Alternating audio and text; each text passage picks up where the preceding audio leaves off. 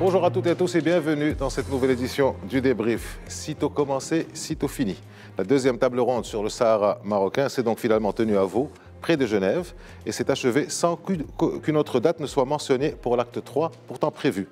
Et cet acte 3 aura bien lieu car M. Horst Köhler, l'envoyé personnel du secrétaire général de l'ONU, tient à faire avancer les choses et parvenir à une solution. Or, pour s'accorder, il faut être au moins deux, et dans le cas de figure, il y a 4 parties. On ne peut même pas considérer que cette table ronde n'ait pas fait l'objet de l'intérêt de la partie algérienne, car le nouveau ministre des Affaires étrangères d'Algérie, Ramtan Lamamra, semble y accorder bien plus d'importance qu'à la situation interne de son pays. En effet, de Genève, et après une courte escale à Alger, il s'est envolé pour partir à Pretoria, traversant tout le continent africain pour soutenir la cause du Polisario. Mais au même moment, une quarantaine de pays africains se retrouvaient à Marrakech pour confirmer les orientations des instances de l'Union africaine sur cette question, en l'occurrence que cette question est du seul ressort de l'ONU et de la Troïka africaine. On y reviendra avec nos invités. En seconde partie de l'émission, nous irons au Royaume-Uni, où la panique le cède à une sorte de confusion fébrile ou de fébrilité confuse. Le Parlement britannique a tout refusé, des exhortations de Bruxelles aux suggestions de Theresa May.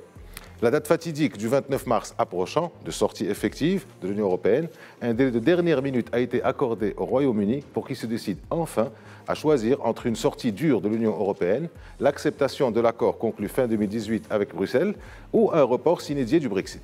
Pour l'instant, c'est un épais brouillard qui flotte, au figuré cette fois sur Londres. Avec nous pour débattre de ces deux sujets, Aziz Saïdi, vous êtes directeur de la rédaction de la Tribune Afrique. Zakaria Abou Dahab, vous êtes professeur de relations internationales à l'université Mohamed V, ici à Rabat. Et Naïm Kamal, vous êtes directeur de Kuwait.ma. Bonjour messieurs et merci d'avoir été avec nous.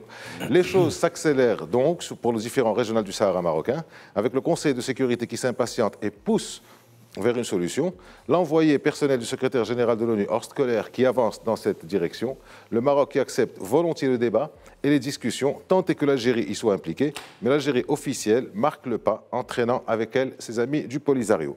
Alors, un tour de table pour commencer. Comment ça s'est passé à Genève, Aziz? Comme prévu. Naïm, allez-y, c'est au choix. Oui, mais j'ai vu qu'il y avait de l'attente. On va dire que c'est comme prévu, c'est-à-dire que ça a été un round supplémentaire, encore de prospection, encore de tâtonnement sur la voie à prendre. Horst Köhler, ne désespérons pas d'amener les différents protagonistes, l'Algérie, le Maroc, le Polisario, accessoirement la Mauritanie, vers la voie d'une solution, qui est à mon sens encore loin d'être esquissée ou dessinée. On va dire que c'est juste, et on l'a vu, un round de plus pour essayer de mettre et de donner du sens aux mots.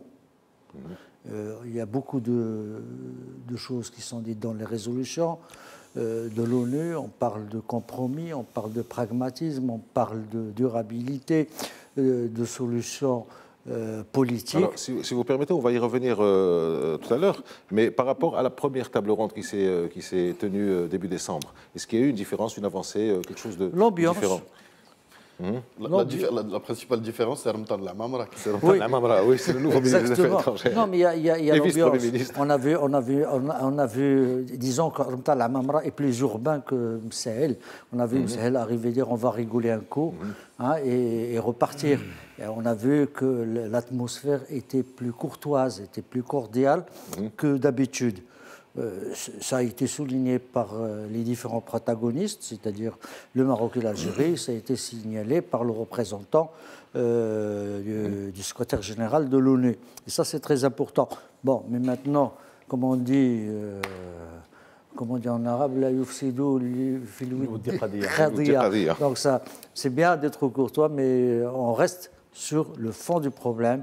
C'est d'abord, que voulons-nous? Est-ce que nous voulons rester sur les positions de tous les jours, qui datent depuis 40 ans, qui sont archaïques, anachroniques, ou alors on veut donner vraiment le vrai sens des mots. Quand on parle de compromis, c'est un compromis. Ça n'a pas de 2000 façons d'être interprété. Quand on parle de consensus, c'est un consensus. Quand on parle de pragmatisme, c'est pas de rester arc-bouté sur le principe de référendum, d'autodétermination, du droit du peuple, etc., etc. Ce n'est pas possible. Le Maroc, on l'a souvent dit, il avait déjà fait la moitié du chemin. Maintenant, c'est à l'autre partie de faire l'autre moitié. Alors, je vais vous demander tout à l'heure d'expliquer exactement ces termes, parce qu'ils reviennent d'une manière récurrente dans les communiqués, d'abord dans la résolution de l'ONU, d'une manière insistante. Aziz Saïdi, un commentaire de prime abord sur le... De prime abord, ce qu'on peut retenir, comme l'a dit Horst Kohler dans sa déclaration finale, il a souligné que ça s'est passé dans le respect, dans le sérieux et tout ça. Bon, c'est du langage diplomatique convenu, bien évidemment. Mais ce qu'on peut en tout cas retenir, c'est que cet acte 2 des tables rondes de Genève, on ne revient plus sur le fait qu'il y a 4 parties dans le conflit.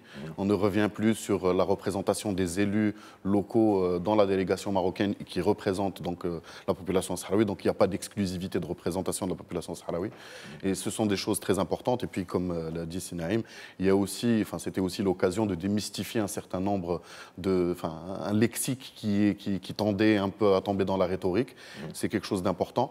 Maintenant, bien sûr, il n'y a pas terminé.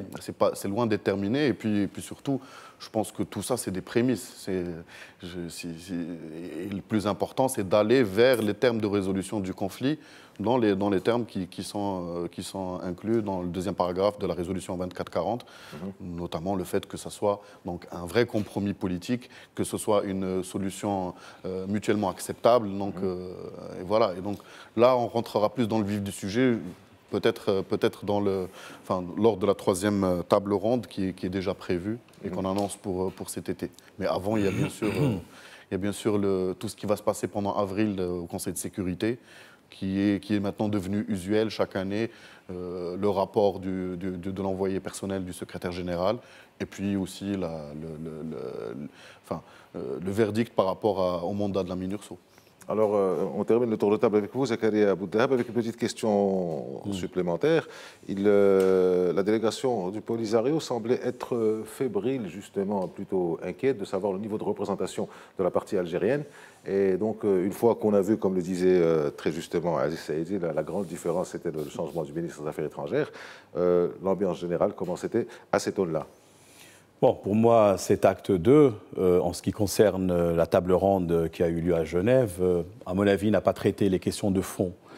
Et on peut dire qu'elle s'inscrit dans le cadre de ce qu'on pourrait appeler les mesures de confiance qui ont été, disons, exhortées, et notamment après la nomination de M. Kohler en tant que nouvel envoyé personnel, M. le secrétaire général des Nations Unies. Les collègues ont rappelé le contexte qui a un peu changé relativement.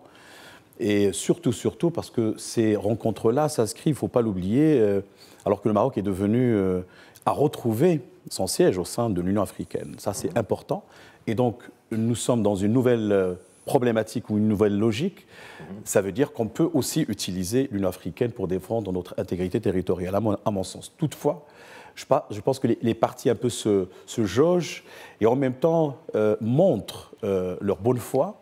Et cela a constitué une sorte d'invitation qui a été lancée par nouvel envoyé personnel pour traiter les questions de fond par la suite. Maintenant, est-ce que les conditions sont réunies? Je suis un peu dubitatif, mais je ne vous cacherai pas que ce qui adviendra par la suite sera très complexe et très compliqué. Alors, Naïm Kamel, Zakaria Bouddahab dit que les partis montrent leur bonne foi. La bonne foi va être... Leur bonne disposition. Est-ce que vous êtes d'accord avec ça, sachant que bon, il y a quand même une sorte de cadrage de ces discussions à travers ces mots dont on parlait tout à l'heure et que vous aviez déjà commencé à définir, réaliste, pragmatique, durable et le sens du compromis. En termes clairs, ça veut dire quoi? Ça, c'est des termes diplomatiques. En termes clairs, ça veut dire quoi? Moi, j'aimerais bien, surtout ce deuxième round, le restituer dans le cadre régional. Tout jugement sur ce qui s'est passé dans le deuxième round à Genève serait, à mon avis, prématuré. Parce qu'aujourd'hui, on ne sait pas ce qu'il adviendra demain de l'Algérie. Et tant qu'on n'a pas de visibilité, maintenant, il ne faut pas peut-être nourrir trop d'espoir, Mais tant qu'on n'a pas vraiment de la visibilité sur ce que sera la diplomatie algérienne dans ce qu'ils sont en train, ou dans ce qu'ils veulent construire la Deuxième République, ou alors la prolongation, ce qui me semble peu probable, de cette Première République, quelle sera la position algérienne? Est-ce qu'elle va devenir, justement, pour utiliser le lexique du deuxième round, pragmatique, plus réaliste, plus à même de tenir compte des véritables enjeux, ou elle va persister, ce qu'on a vu, peut-être qu'on en parlera à Pretoria, dans cette ligne du front. C'est une sorte, parce que ce qu'on a vu à Pretoria, c'est une sorte de front de refus, et pas uniquement à l'échelle régionale, c'est même à l'échelle internationale. Et donc, on en est encore aujourd'hui, il faut le dire, au stade où on doit se mettre d'accord sur le sens des mots. Je l'ai dit au début, je le répète parce que vous l'avez signalé, compromis, pragmatique, durabilité, réalisme, durabilité, etc. Ces mots veulent dire quelque chose. C'est-à-dire, d'abord, si on les utilise, c'est parce que toutes les résolutions antérieures à 2007 n'étaient pas réalistes, n'étaient pas pragmatiques, n'étaient pas inscrites dans la durabilité. Et qu'en conséquence, aujourd'hui, il faut donner ce sens. Le Maroc est clair. C'est là où le Maroc est plus ou moins à l'aise par rapport à Alger ou par rapport aux autres protagonistes. Et il donne le vrai sens au mot. Compromis, c'est-à-dire, on fait chacun une partie du chemin. Le Maroc a fait la sienne le jour où il a proposé le projet d'autonomie élargi. De l'autre côté, on est resté campé sur les positions d'il y a 40 ans. Donc, à ce niveau-là, il va falloir, et c'est là, ça va être le plus dur, parce que, bon, ça a l'air d'être un débat sémantique, mais ce n'est pas seulement un débat sémantique, c'est... D'où l'importance des mots. C'est le contenu, quand on dit pragmatique, bon, qu'est-ce qui est faisable? La question qu'induit un terme pareil, c'est de dire qu'est-ce qui est faisable. Est-ce que la construction d'un sixième État dans la région, dans la sous-région, pour ne pas parler du Maghreb, dans la sous-région, parce qu'elle comprend également le Sahel, etc., est une bonne chose ou une mauvaise chose? Qu'est-ce qu'elle induit? Qu'est-ce qu'elle apporte qu'est-ce qu'elle apporterait comme risque ou comme avantage dans son siège? Donc, on est dans ce genre de débat. Et une fois qu'on se sera mutuellement convaincu de l'intérêt de l'une ou des autres voies, on pourra aller de l'avant. Maintenant, je peux vous dire avec beaucoup de pessimisme, ce n'est pas demain la veille. D'accord. Alors, Aziz Saïdi, on continue sur ces différents termes.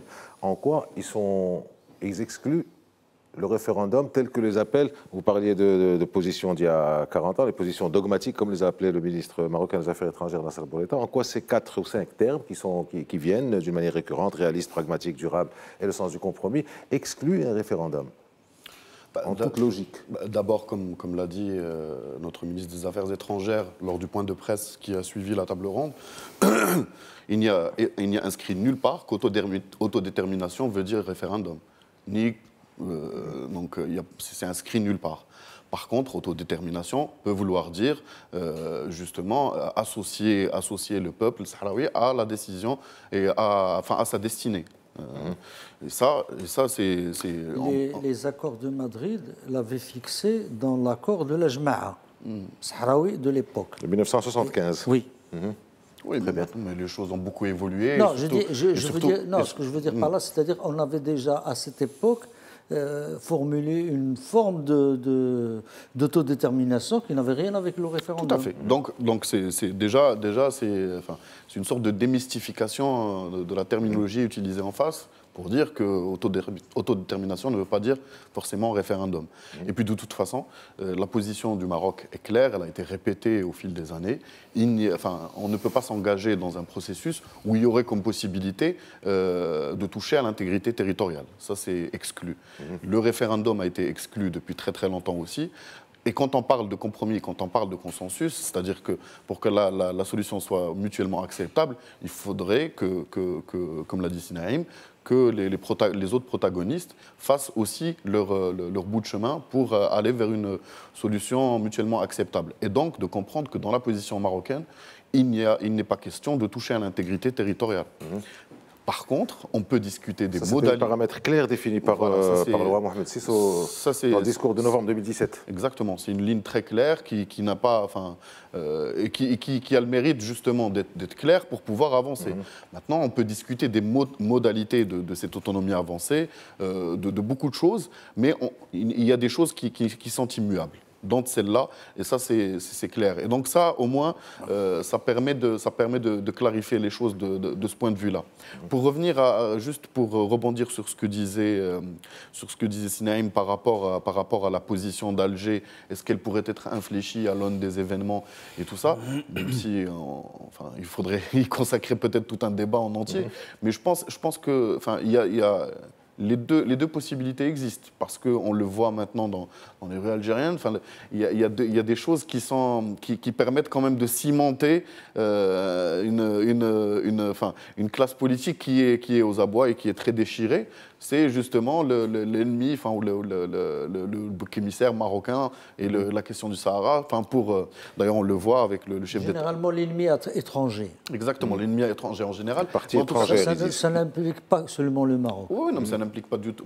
Pas que le Maroc, ça peut être aussi d'autres. Les États-Unis, la France. La France, exactement. Mais je veux dire que ça peut être un argument qui peut être mis dans la balance pour pouvoir cimenter. Et donc, ça ferait que la position ne pourrait pas être infléchie. Par contre, si on va vers quelque chose de plus logique, de plus démocratique, à travers une deuxième république, ça ne pourra ramener que plus de réalisme et plus de pragmatisme. Et donc, c'est ce qu'on peut espérer. Maintenant, en même temps, la situation algérienne étant ce qu'elle est, elle évolue très, très rapidement et tous les jours et toutes les heures même. Donc, c'est parti pour s'inscrire un peu dans un délai moyen terme, voire long terme. On n'est pas. Disons que d'ici l'acte 3, exactement. Ça sera un peu éclairci, on l'espère déjà. Mais ça m'étonnerait que la position algérienne soit infléchie entre-temps. Parce que de façon radicale, non. De façon radicale, non. C'est un délai un peu trop court. Mais en tout cas, ce qui est important, c'est que maintenant, on est, comme je le disais tout à l'heure, maintenant, l'Algérie est partie prenante et non pas en tant qu'observateur, parce qu'il faut rappeler que Ramtan Lamamra, pendant Manhasset, a conduit une délégation algérienne, mais c'était en tant qu'observateur et, je dirais même, j'assume mes mots, en tant que marionnettiste. Mais là, il est sur, Alger est à la table. Il est à la table, donc elle doit assumer ses positions et elle doit justement assumer ses positions et dire, quand on assume ses positions, elle ne peut pas se permettre d'être un élément de blocage devant la communauté internationale. Donc c'est quelque part une grande avancée pour moi, parce que ça permet au moins de discuter les choses directement avec les véritables protagonistes. Directement, sous l'égide de Alors Zakaria Aboudahab, vous êtes professeur de relations internationales. On revient sur ce que disait, on le voyait à l'écran tout à l'heure, Nasser Bourita lors de cette conférence, juridiquement. C'est quoi quand on parle d'autodétermination? Nasser Bourita avait dit ceux qui disent autodétermination et ils disent référendum, leurs interlocuteurs. Donc, qu'est-ce que ça veut dire? On parle des buts et des principes de la Charte des Nations Unies. Qu'est-ce que ça veut dire autodétermination? La différence qu'il y a avec référendum, d'une manière claire et juridique. Autodétermination, d'abord, il y a son ancêtre tel que stipulé au niveau de la Charte des Nations Unies, c'est le droit des peuples à disposer d'eux-mêmes, et qui avait été produit dans un contexte très particulier, celui de l'Europe d'abord, parce qu'il faut remonter à la Première Guerre mondiale et au-delà avec l'établissement de la Société des Nations.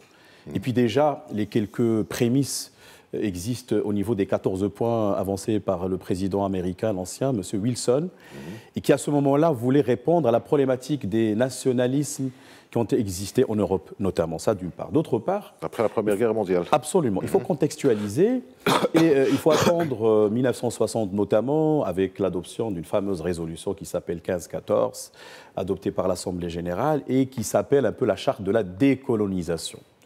Et c'est une résolution qui doit être lue dans son contexte global. Parce que l'année même, 1960, le même mois, en décembre, il y a une autre résolution qui s'appelle la résolution 1541, qui, elle, rappelle qu'en fait, l'autodétermination pourrait être exprimée par tous les moyens, y compris, elle peut mener vers l'intégration dans un pays, dans un État, ou alors établir une sorte d'association. Et on peut aussi... Est-ce que l'autonomie aussi en fait partie? Oui, absolument. Mais qu'on fasse la différence, parce que l'autodétermination, c'est quand même un principe onusien, mais le référendum, c'est l'un des moyens. C'est un peu l'opérateur, c'est l'outil, c'est l'instrument. Maintenant, à mon avis, c'est mon point de vue personnel, il ne faut pas que le référendum nous effraie. On peut même dire, et aller dans la logique de l'autre, que le référendum, en fait, serait à l'avantage du Maroc, pour la simple raison. Il n'a cessé de rappeler la nécessité d'établir et d'identifier les populations existant à Tindouf.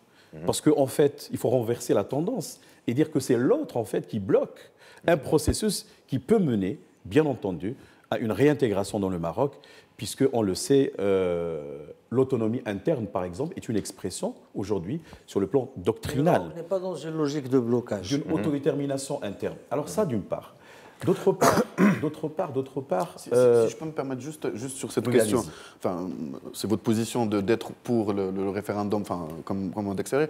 Moi, je voudrais juste qu'on a perdu trop de temps sur cette question du référendum. Oui, je sais. Et on a tellement... C'est pour clarifier. Et le Maroc n'est pas dans une logique de blocage. Oui, mais qu'on fasse une différence entre, d'une part, l'arme utilisée par l'autre, parce que il cherche un peu à nous piéger. Ça veut dire à nous montrer que nous, on fuit le référendum parce que immédiatement, il va mener vers la sécession. Non, ce n'est pas là, à mon avis, le bon sens. Deuxièmement, il ne faut pas oublier que le plan marocain d'autonomie, à la fin, il dit qu'il y aurait un processus référendaire pour demander aux populations concernées s'ils vont entériner ou pas l'autonomie. Ça veut dire pour lui donner une assise internationale et pour que ça soit acté par les Nations Unies, parce que par la suite, vous savez, il y a des dispositions. Moi, je crois, vous l'avez dit, Sinaïm, il faut faire très attention aux expressions et aux mots.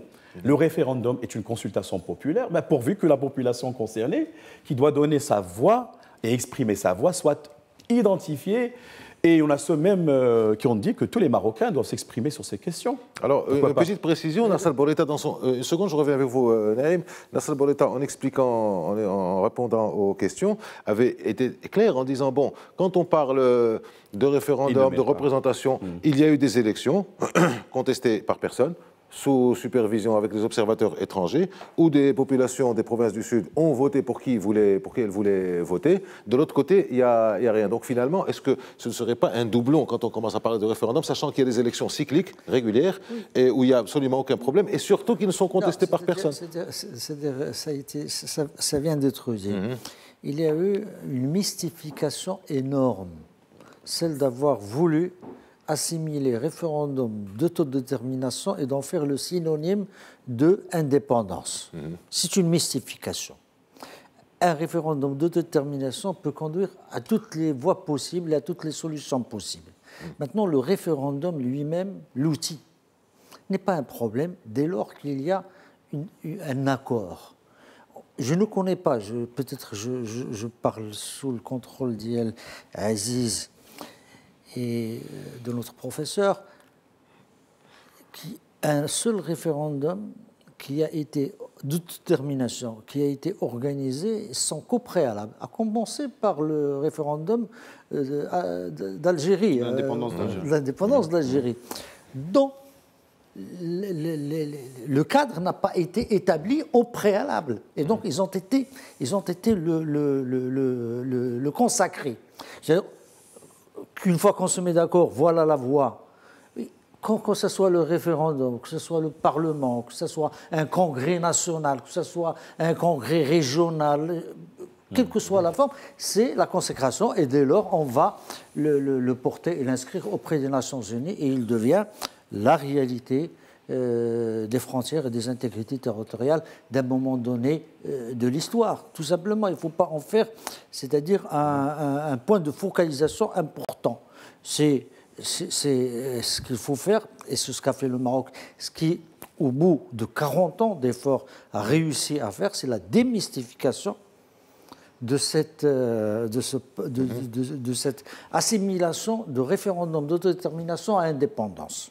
Très bien, donc c'est pour ça que le projet d'autonomie, enfin la proposition d'autonomie qui avait été soumise à l'ONU déjà il y a 12 ans maintenant, en 2007, a abouti à ces termes dont on parlait tout à l'heure. Alors, Naïm Kamal, on reste avec vous, mais vous y répondrez après la pause parce qu'on arrive à la moitié de l'émission. Si c'est comme ça, comment vous expliquez que Ramtan al-Amamra ait pu aller à Genève, donc sous l'égide de l'ONU, et que juste après, il ait traversé le continent pour aller à Pretoria pour assister à une conférence qui bafoue finalement les résolutions de l'ONU et même celle de l'Union africaine? Vous y répondrez après la pause. On se retrouve dans quelques instants. Merci.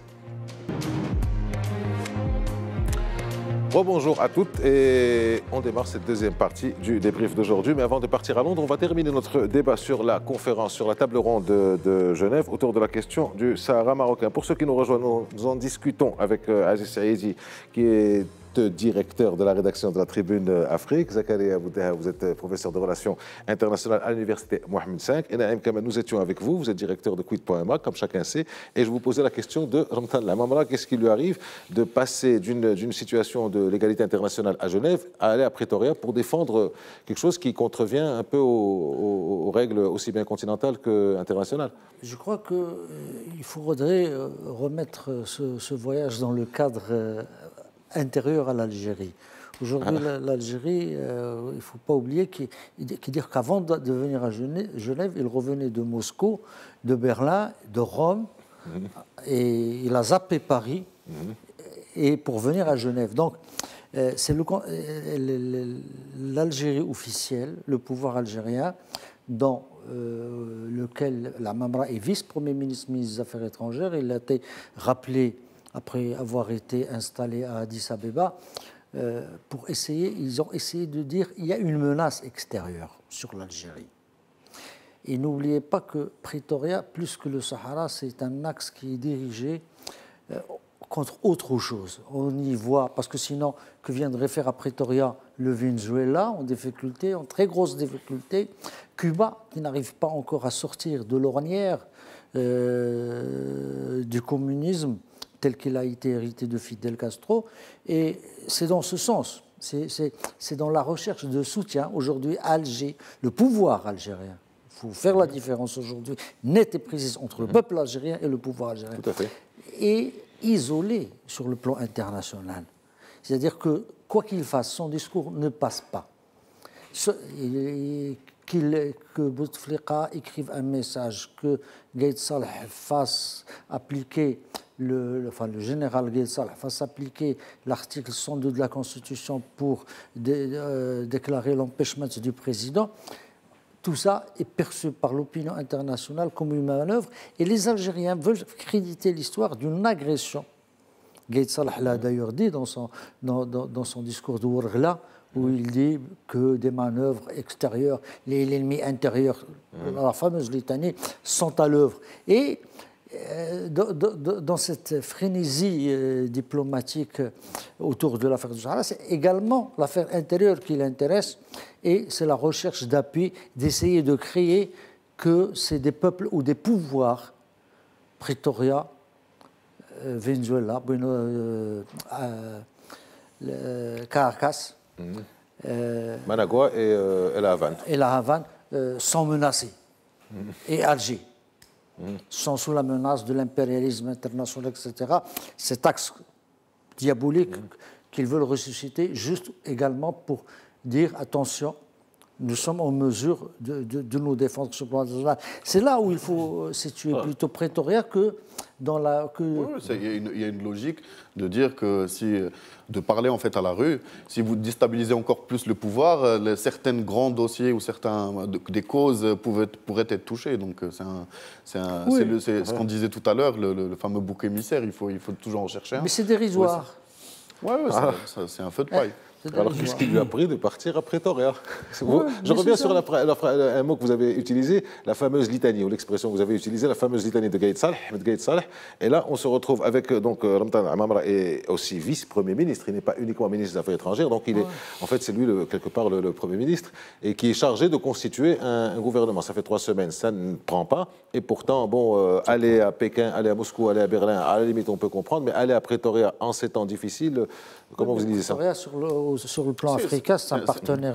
C'est un allié historique de l'Algérie et c'est normal qu'en période de crise, on aille se diriger vers ses amis proches. C'est cette façon de vouloir créer l'illusion d'un axe. d'un axe hostile et d'un axe qui résiste. L'axe américain, pour nommer les choses, et l'axe des pays proches de Moscou et de Poutine, le Venezuela, Cuba, c'est-à-dire tous les anciens systèmes proches de la sphère soviétique de l'époque. C'est à peu près... Parce qu'ils ne sont pas sortis de cette logique de la guerre froide.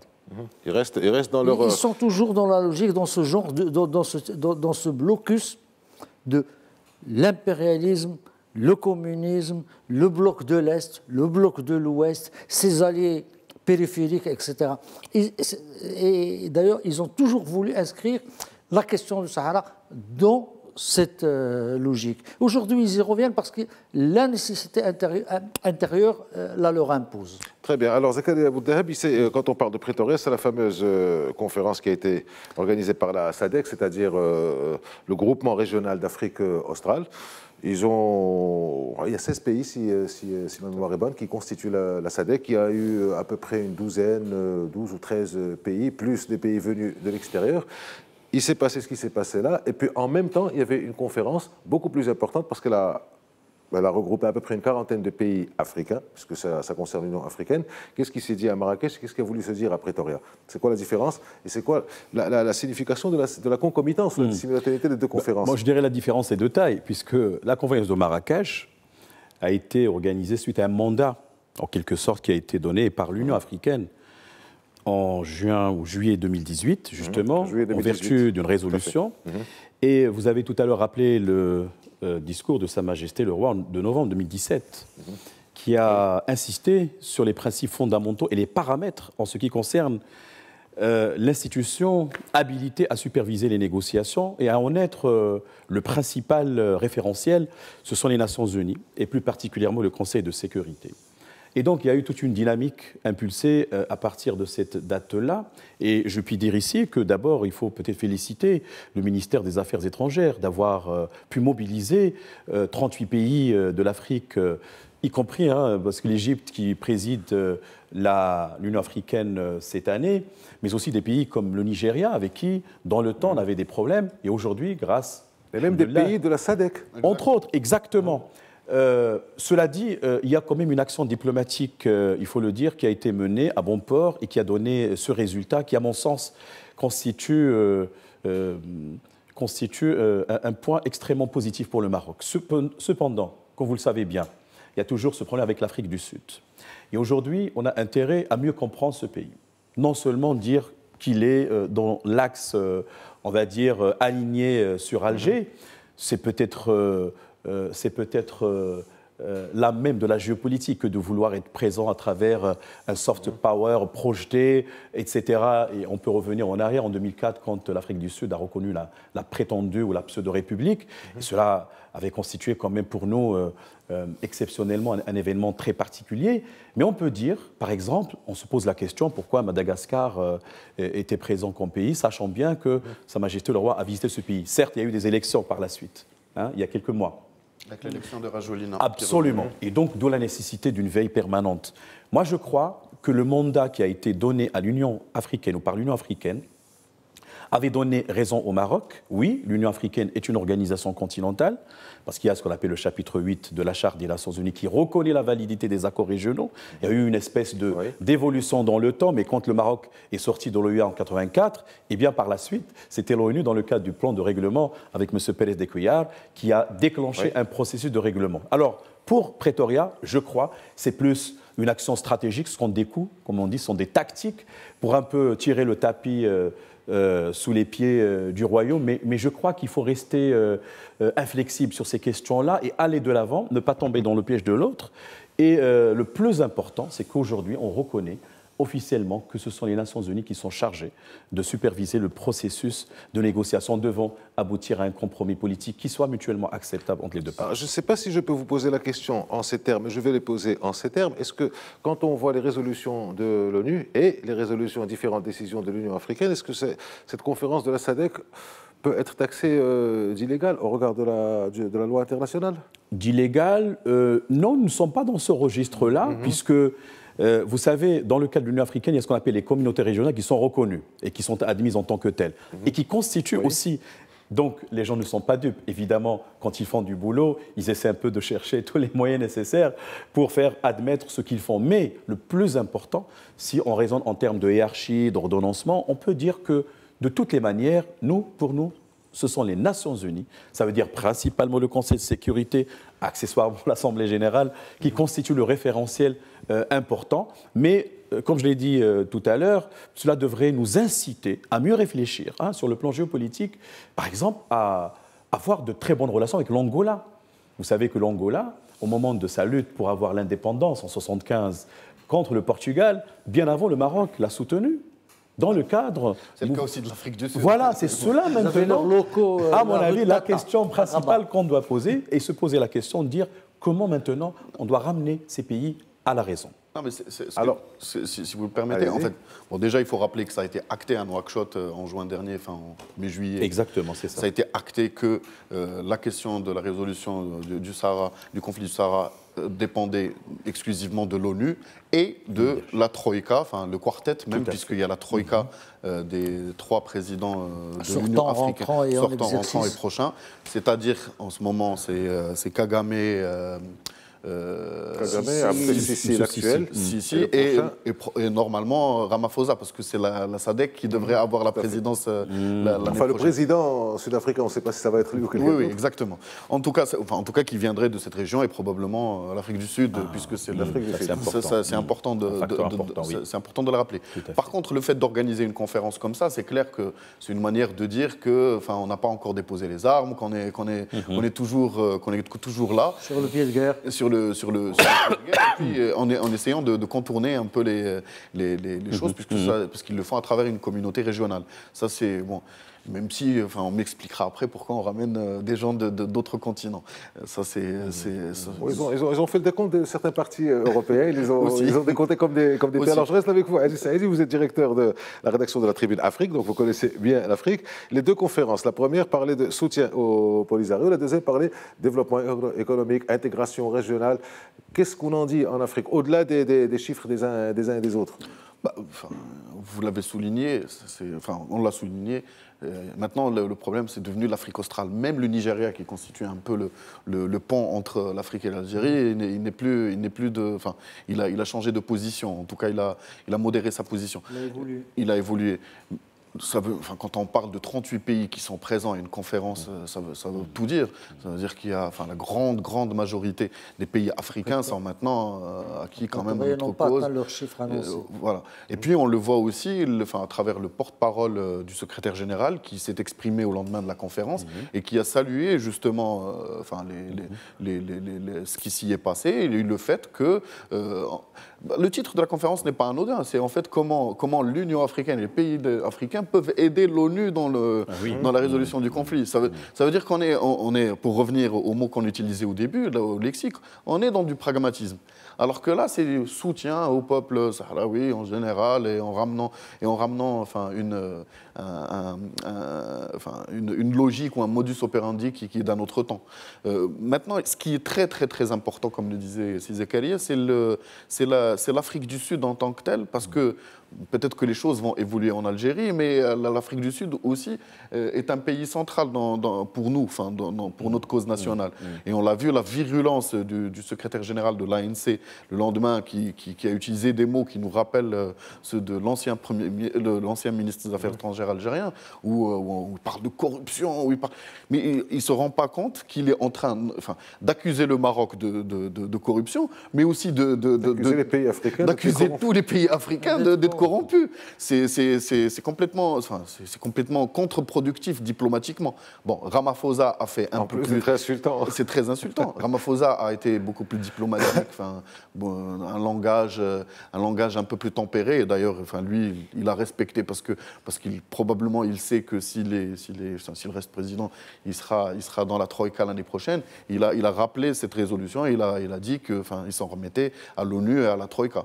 Mais la position de l'Afrique du Sud est très très importante. L'ANC connaît enfin on en a parlé ici dans pas mal de fois, l'ANC connaît, enfin la situation politique en Afrique du Sud est en train de connaître des chamboulements très très profonds. L'ANC elle-même, avec ses cadres qui sont dans la tourmente pour des affaires ou des choses comme ça. Et je pense qu'encore une fois, la position de l'Afrique du Sud et de l'ANC en particulier est due aussi au contexte intérieur. C'est-à-dire qu'on va aller chercher des causes, encore une fois, des axes, des alliés extérieurs et même des boucs émissaires extérieurs pour pouvoir... Ça parle aux Sud-Africains, l'affaire du Sahara, vraiment vous parlez de situation interne. Est-ce qu'ils s'intéressent à ça Non, pour l'Afrique du Sud, vous savez, ils sont très loin, les Africains du Sud. Et puis, ils ont leurs propres problèmes. Mais pour l'appareil de l'ANC, et aujourd'hui, on peut dire qu'il y a une ligne qui traverse le Congrès. C'est la ligne de, comment elle s'appelait déjà, l'ancienne... Dlamini Zuma. Oui, Zuma. Alors, qui maintiennent une pression sur l'actuel président. On dit Ramaphosa, mais en vérité, il s'appelle Ramaphosa. Ramaphosa. C'est pas un PH qui se lit en pharmacie. Voilà, on le dit à la française. Si on commence comme ça, on n'est pas sorti de problème, parce que l'Afrique du Sud, il y a des lettres qu'on ne peut pas prononcer. Alors, allons-y sur Ramaphosa. Ramaphosa, on prononce le P. Ramaphosa, à la base, n'est pas vraiment très engagé sur cette question du Sahara, sur ce plan de... Il est plutôt très préoccupé par la situation interne de l'Afrique du Sud. Mais il est obligé pour mais il est obligé parce que... Non, parce que les homistes, si j'ose dire, sont très présents dans l'ANC, au sein de l'ANC. Oui. Ils constituent une force qui compte et dont il a besoin pour continuer. D'ailleurs, il y a une surenchère même avec Malema qui est sorti de l'ANC, mais qui fait aussi une surenchère sur le sujet. Donc c'est un peu très, très complexe. Ce que je voudrais dire ou ajouter là, j'ai un peu esquissé tout à l'heure, c'est que les gens qu'on a vus, enfin ceux qui sont connus, qu'on a vus à Pretoria, ce sont tous des gens qui ont des problèmes internes énormes, qui sont au bord de la rupture. Quand on prend le Venezuela, un grand pays, très riche, avec, mais... Une inflation à 100 000 %. À 100 000 % avec la population dans la rue. L'Algérie, on est dans le même scénario. Cuba, c'est vraiment contenu sous la pression d'une véritable cocotte minute et qui ça risque d'exploser à n'importe quel moment. Nicaragua, c'est... Oui, c'est-à-dire que ce sont tous des pays qui souffrent des mêmes problèmes, je dirais, congénitaux. L'essence même idéologique sur laquelle ils se sont construits. C'est les positions dogmatiques dont parlait Nasser Bourita aussi, c'est les positions dogmatiques qui restent. C'est pour ça que finalement Pretoria a été un rendez-vous insignifiant. Alors, je reste avec vous. La dernière question sur ce thème-là, Naïm Kamal. On a vu que le chef du Polisario est arrivé à Pretoria avec quel avion? Algérien. De la présidence. Alors, comment? C'est ça que j'essaie de comprendre. Vous imaginez bien qu'il ne va pas venir dans un avion avec la fameuse pseudo, oui. Je ne sais pas comment elle s'appelle déjà, écrite sur l'avion. Non, d'abord, ils n'ont pas. Mais, et c'est vraiment un pique-nez que fait l'Algérie aux gens de Tindouf. Vous êtes un enfant de l'Algérie. Vous ne pouvez rien faire sans l'Algérie. Parce qu'il faut aussi voir la symbolique qui a été envoyée là. Oui, vous ramenez ça à la situation interne. Interne et les répercussions de la situation interne sur les comptes de Tindouf. Il ne faut pas imaginer que ça puisse se produire à cette ampleur sans que ça ne crée chez la nomenclature qui gouverne le Polisario et qui gère les comptes de Tindouf, énormément d'interrogations, énormément d'inquiétudes et d'appréhension. Et il se pose des questions aujourd'hui. Et cette façon d'envoyer dans le président, soi-disant, de la soi-disant République, dans un avion de la République algérienne, de la présidence algérienne, c'est un signe de dire nous sommes là, c'est une symbolique, encore une fois, on est dans le dérisoire. Ça répond à la question que je posais tout à l'heure sur le fait qu'ils n'étaient pas très rassurés, les gens du Polisario, sur la représentation. Donc, ça doit être ça. On le saurait à moi. Hein. On en reste là. Donc, si vous voulez bien pour ce sujet, on continue de suivre les événements en Algérie et on verra comment tout ça va se passer parce que c'est là que ça bloque finalement pour l'affaire du Sahara. On y reviendra très certainement et on va à un autre pays où ça bloque et qui est le Royaume-Uni. Donc, Brexit or not Brexit, that's the question. Le 12 avril, donc, les Britanniques devront dire s'ils comptent organiser les élections européennes sur leur sol ou non. Cette perspective est rejetée par le Brexiters, ceux qui veulent sortir, qui ne proposent rien de véritablement concret qui convienne à leur position et qui puisse satisfaire Bruxelles. En fait, c'est un peu ce que disent les Britanniques d'eux-mêmes. Et ce que disent les Européens aussi des Britanniques. Le Parlement britannique anglais est très fort pour dire ce qu'il ne veut pas. Maintenant, on attend qu'il dise ce qu'il veut. Alors, Zakaria Aboudahab, où c'est que ça coince, cette histoire? Et qu'est-ce que ça veut dire que cette fameuse question de backstop dont on parle et qui semble compliquer les choses? Merci. Moi, je rappelle quand même que United Kingdom, le Royaume-Uni, n'était pas membre fondateur de la CE en 1957, la Communauté économique européenne. Et donc, il est arrivé en 72, je crois. 73. Et comme disait Naïm Kabbab, qui a cité la génétique, moi je dirais que génétiquement, les Anglais n'étaient pas voués réellement à être réellement intégrés au sein de l'Europe, de l'Union européenne. Ils étaient clairement transatlantiques. Et c'est la position de Winston Churchill. Et donc plus tard, en 73, il y a eu le Danemark, il y a eu la République d'Irlande et finalement la Grande-Bretagne qui avait rejoint la CE. Et ces positions ont été déjà sceptiques parce qu'il faut revenir à l'origine du problème. Et d'ailleurs, ils n'avaient jamais adhéré à l'euro, ils n'avaient jamais adhéré à Schengen. Et donc, quelque part, ça ne me surprend pas. Évidemment, les politiques, chacun avait sa position. James Cameron, c'est James Cameron. Margaret Thatcher, avant, avait sa position. Il était avec M. Reagan à l'époque pour proférer les principes du néolibéralisme, etc. Aujourd'hui, les contextes ont changé. Madame Theresa May, la première ministre, comme ils disent, britannique, a des difficultés pour faire passer l'accord qui a été passé. Et d'ailleurs, je rappelle que M. Michel Barnier est le négociateur en chef justement de la sortie de l'Union européenne, ce qui a bloqué, cela a bloqué sur pas mal de points d'achoppement. Par exemple, la question de la libre circulation qui doit être ou qui devrait être assurée entre les deux Irlandes, l'Irlande du Nord et la République d'Irlande. Comme vous le savez, je l'ai dit, la République d'Irlande est partie intégrante de l'Union européenne, donc ce qu'on appelle le backstop. Et il y a des frictions au niveau du Parlement. Alors, quand on parle du Parlement, on parle de la Chambre des communes, non pas la Chambre des lords. C'est un peu la Chambre basse. La question du délai de transition, la question de l'indemnisation, la question du statut des fonctionnaires, parce qu'il y a des fonctionnaires européens, vous savez, qui travaillent en Angleterre, il y a des fonctionnaires anglais qui travaillent au sein de l'Union européenne. Le chèque du divorce ? Absolument, le chèque du divorce. Mais c'est acté, on va dire. On ne va pas revenir sur le référendum. Qui a... Oui, ils en parlent, mais ce n'est pas très convaincant. Tout à fait. Ça va être compliqué. Donc maintenant, il y a des pronostics sur le futur, j'en sais rien, Premier ministre. Mais ce qui est évident, c'est que peut-être on ne peut pas aller au-delà de décembre 2020. C'est ce que j'ai conclu à partir d'un certain nombre de lectures. Si ce sera le 12 avril, c'est tant mieux. Sinon, je crois qu'il y aurait un délai ou une date butoir pour carrément fixer un délai de sortie négocié au regard de l'accord qui a été obtenu, et c'est un accord substantiel, de presque 380 pages, avec je ne sais combien de nombre d'articles. Donc ce qui fait, ce sera, comme disent les journalistes français, une séparation dans la douleur. On parle même de divorce. Mais c'est acté, et ça va poser pas mal de problèmes connexes, comme celui de Gibraltar. Parce que les Espagnols, au début, ont dit qu'ils allaient brandir leur veto pour justement être contre cette décision de sortie sans que ce statut ne soit établi. Et ça nous concerne beaucoup. Vous voyez, j'établis déjà une sorte de jonction. Alors justement, je vais revenir avec vous. On atteint la fin de l'émission, il nous reste une poignée de minutes. Je vais revenir avec vous pour revenir un peu au Maroc, en quoi nous sommes concernés. Aziz Saïdi, est-ce que véritablement, les uns et les autres, Bruxelles et Londres, sont prêts au Brexit? Est-ce qu'ils le veulent véritablement? J'ai l'impression que tout le monde a l'impression que les Britanniques sont en train de revenir en arrière sans trop le dire, que les Européens sont un peu agacés par tout ce qui se passe, mais est-ce qu'ils sont véritablement prêts?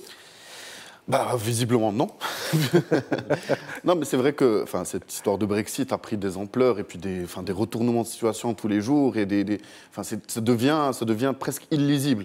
Mais pour essayer pour essayer de clarifier un peu les choses, ce qui s'est passé dans la journée de mercredi, qui était une journée très houleuse, où même Theresa May a proposé sa démission si les gens sont partis accepter l'accord qu'elle avait conclu en novembre avec l'UE. Eh bien, il y a eu des motions alternatives. En fait, c'est des propositions, puisqu'en fait, la Chambre des communes a pris le pouvoir, elle a établi son propre ordre du jour avec 8 propositions alternatives à l'accord qu'avait négocié Theresa May. Eh bien, il y a eu 8 non. Bon, il y a 2 noms qui... 8 motions et 8 non. 8 non. Donc, d'ailleurs, la une des journaux anglais, c'était non. Et en fait, mais bon, il y a quand même 2 propositions alternatives qui sont ressorties. Référendum. Le retour à un autre référendum. Et puis, une union douanière, une sorte de filet pour garder un peu sauvegarder ce qui peut l'être. Et parce que, justement, il y a cette problématique qui est essentielle, qui est celle de la frontière entre l'Irlande du Nord et l'Ulster, et c'est quelque chose qui est inenvisageable de pouvoir sortir. Et puis, il faut pas, juste d'un côté et de l'autre, pourquoi ça bloque? Alors, pour l'Union européenne, ils ont peur que si on est trop mou avec les Britanniques et qu'on les laisse sortir sans leur imposer des garanties, qu'est-ce qui va se passer? Il va se passer que les Britanniques pourront faire rentrer des marchandises, par exemple, américaines ou des choses qui contreviennent aux règles européennes, au nez et à la barbe de Bruxelles, ce qu'ils ne veulent pas. D'un autre côté, les Britanniques sont très indécis, très morcelés dans leurs décisions. Il y a des Brexiteurs purs et durs, mais il y a aussi beaucoup d'autres qui sont en train de dire qu'il faut peut-être revenir sur cette Donc je crois qu'il va falloir attendre la semaine prochaine pour voir ce qui va se passer. On va condenser les 8 motions en un peu moins, en 3 ou en 4. On verra, je pense que bien malin serait celui qui pourrait dire ce qui va se passer le 12 avril. On va certainement y revenir. D'ici là, on va suivre. Pour l'instant, c'est fini pour aujourd'hui. Merci à vous 3 d'avoir été avec nous, d'avoir contribué à ce débat. Merci à vous tous de nous avoir accompagnés tout au long de cette émission. À la semaine prochaine. Merci.